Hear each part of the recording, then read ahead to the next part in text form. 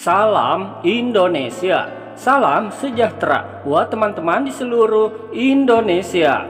Pada pertemuan kali ini, admin akan memberikan informasi terbaru, kabar yang melegakan buat tenaga honorer yang termasuk ke dalam kategori R2 dan R3 langsung dari Kementerian Dalam Negeri Republik Indonesia Kemendagri.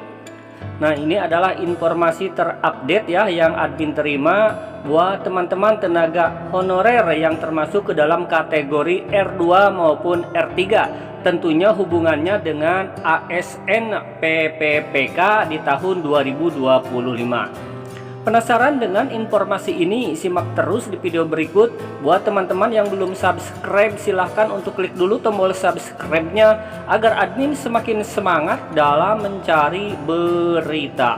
Dan sekarang lanjut saja ke informasi berikutnya.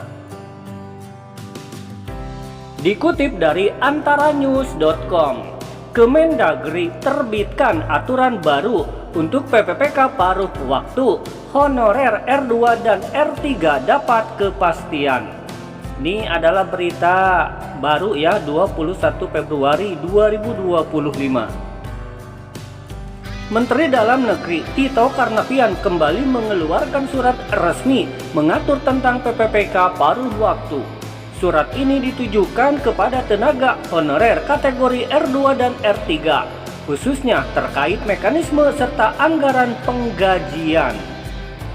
Dalam surat tersebut disampaikan bahwa tenaga honorer kategori R2 dan R3 yang mengalami PHK dapat memperoleh perlindungan, di mana sebelumnya Kementerian Pan-RB bersama dengan BKN akan mengakomodasi pengangkatan tenaga honorer menjadi PPPK di tahun 2024. Dan berikut ini merupakan poin penting surat terbaru dari Kemendagri. Di sini admin meringkasnya saja ya. Ini adalah 4 poin penting buat teman-teman kita honorer R2 dan R3.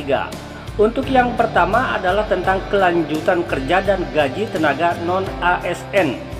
Tenaga non-ASN yang masih menjalani proses seleksi tetap diperbolehkan untuk melanjutkan pekerjaannya dan menerima gaji dengan jumlah yang sama seperti sebelumnya. Gaji tersebut akan bersumber dari anggaran belanja jasa. Yang kedua, penganggaran gaji PPPK paruh waktu pasca pengangkatan. Setelah ditetapkan sebagai ASN PPPK, gaji akan diatur sesuai dengan kode rekening yang tercantum dalam Keputusan Menteri Dalam Negeri tentang klasifikasi dan nomenklatur keuangan daerah. Ketentuan ini merujuk pada surat PLT Sekretaris Jenderal Kemendagri nomor sekian tanggal 16 Januari 2025. Yang ketiga, larangan pengangkatan non-ASN di luar aturan. Nah, jadi ini daerah sudah tidak boleh ya mengangkat lagi non-ASN. Apabila memaksa pengangkatan non-ASN, maka honorer tersebut tidak teranggarkan gajinya. Untuk yang keempat, penggajian non-ASN yang tidak terdaftar dalam database BKN. Ini merupakan kabar buat teman-teman kita ya, tenaga honorer tetapi tidak masuk ke dalam database BKN. Tenaga non-ASN yang tidak tercatat dalam database BKN tetapi masih menjalani proses seleksi sesuai surat Menpan RB nomor sekian-sekian tetap dapat menerima penggajian sesuai aturan yang berlaku. Surat resmi dari Kemendagri ini memberikan harapan baru bagi tenaga honorer R2 dan R3 yang sebelumnya menghadapi ancaman PHK.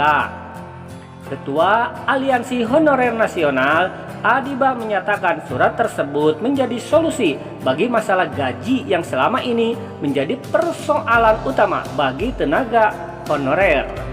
Nah, selamat buat teman-teman kita ya yang termasuk ke dalam R2 dan R3. Akhirnya pemerintah tidak akan mengadakan PHK massal. Di sini sudah ada surat dari Kemendagri ya tentang kepastian honorer R2 dan R3. Ya, itulah informasi hari ini ya buat teman-teman kita tenaga honorer. Semoga di tahun 2025 pada akhirnya semua bisa diangkat menjadi ASN. Terima kasih, semoga informasi ini bermanfaat. Wassalam.